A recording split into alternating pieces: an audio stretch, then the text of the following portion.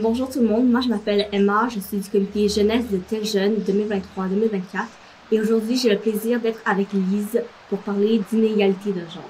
Avant de commencer avec des questions, pourrais-tu te présenter un petit peu? Oui, donc mon nom c'est Liz Plank, je suis journaliste et féministe et je fais des podcasts, je travaille sur un film, puis je suis québécoise d'origine, puis j'habite à Los Angeles. D'accord, merci beaucoup. Donc première question, comment as-tu pris conscience des inégalités quand tu avais mon âge? C'est vraiment une bonne question. Je pense qu'au début, c'est comme des petits moments où t'es comme c'est comme des click moments, tu sais. T'as comme un espèce de sentiment que quelque chose est pas tout à fait juste. Mais tous les gens autour de toi, ou pas tous les gens, mais t'as l'impression que les gens autour de toi, ils trouvent ça normal. Mais toi, t'as comme un sentiment en dedans de toi. Ça peut être dans ton ventre, ça peut être dans ton cœur, ça peut être tu sens de la chaleur. Tu sais, c'est comme dans ton corps, tu le sens que c'est comme pas une bonne chose.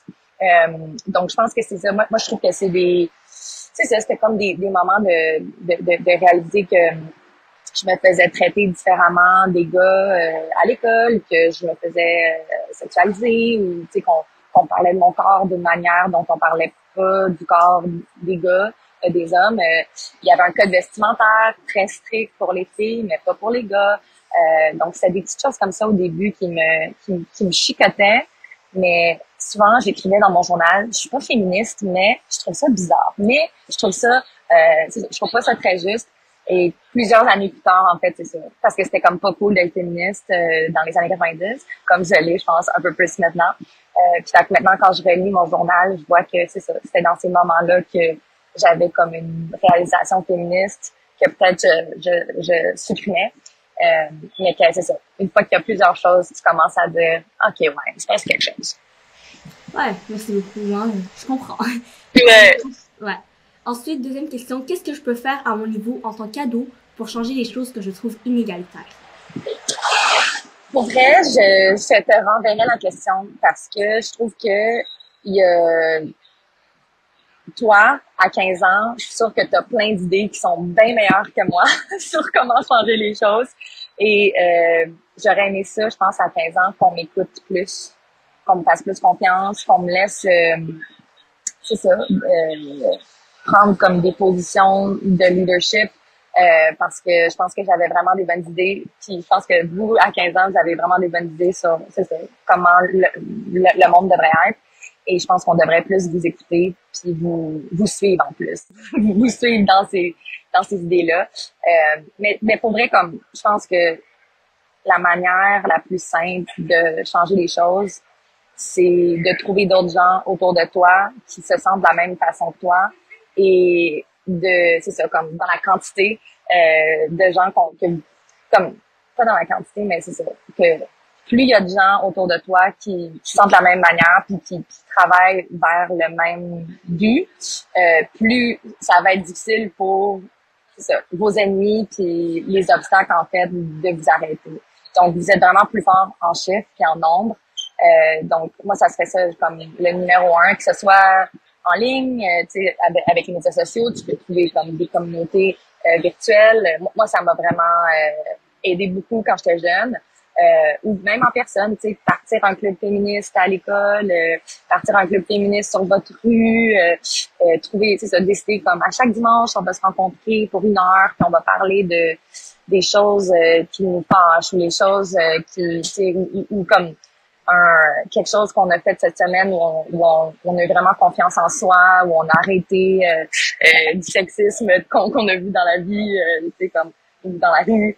Donc, je pense de trouver un groupe puis que ce soit basé sur l'amitié, mais aussi sur les valeurs communes que vous avez.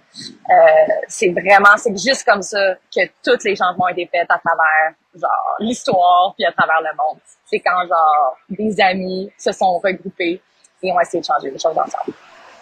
D'accord, ça me donne des idées. Ouais, good!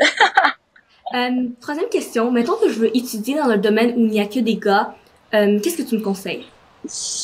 Ben, je pense que ça va. Moi, je trouve que moi, je te dirais 100%, vas-y encore plus. Je t'encouragerais encore plus d'aller dans un domaine où il y a plus de gars qu'un domaine où il y a juste des filles. Tu sais, Je pense que c'est encore plus courageux, c'est encore plus brave. Puis je pense que je te dirais comme on a encore plus besoin de ta voix dans ces espaces-là, on a encore plus besoin de ta présence dans les domaines où il y a pas assez de femmes. Donc, je t'encouragerais à le faire et à accepter que tu vas pas juste comme joindre l'espace de c'est comme l'espace de quelqu'un d'autre, tu vas le changer.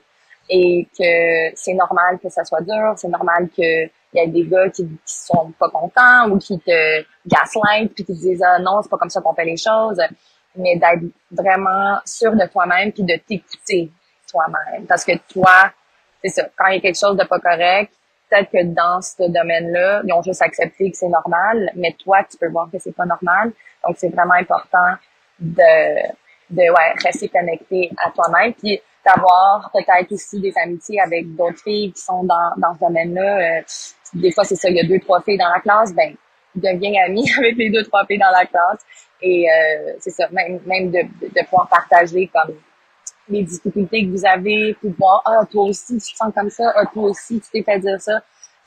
Ça permet un peu c'est ça, de comme continuer puis d'avoir le courage c'est ça, de faire les choses même si on se fait dire que, c'est ça, par des gars qu'on n'a pas le droit d'être là. Moi, je trouve que, moi, quand on me dit que j'ai pas le droit d'être quelque part, j'ai encore plus le goût d'être là. Quand on me dit non, j'ai encore plus c'est ça, le désir, d'être là puis de changer les choses. Ouais, absolument. Comment dealer quand mon entourage a des propos que je trouve vraiment sexistes puis que je suis pas d'accord? Ben, je pense que moi, vraiment, là, j'utilise l'humour comme dans presque toutes les situations parce que quand tu ris à propos de quelque chose, ça peut pas te contrôler. Tu sais, c'est vraiment dur quand quelqu'un dit quelque chose de sexiste puis qu'ils se prennent vraiment au sérieux avec leur affaire puis que tu fais comme, oh ouais, LOL, genre, vraiment drôle. Comme, oui, ils peuvent encore être sexistes, oui, ils peuvent continuer de faire ce qu'ils font, mais ils ont pas autant de pouvoir. Tu sais, t'as comme retiré leur pouvoir quand tu fais une blague, quand tu te prends pas au sérieux.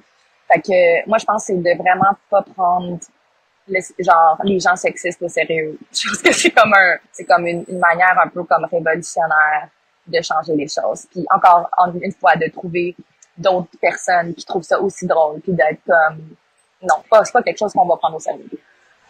C'est une bonne idée ça, l'humour sarcastique. Oui, puis ouais, puis en fait il y a un truc j'en parle dans mon livre, c'est comme un Jedi mind trick, c'est comme une manière de quand quelqu'un fait une blague sexiste, c'est de dire ah je comprends pas la blague, peux-tu me l'expliquer? Ah je comprends pas. Puis là comme qui explique ah c'est parce que tu sais les femmes sont moins intelligentes, puis tu fais ah ok je comprends. Tu sais c'est comme une fois qu'il faut que tu expliques une joke, la joke elle marche pas, tu sais.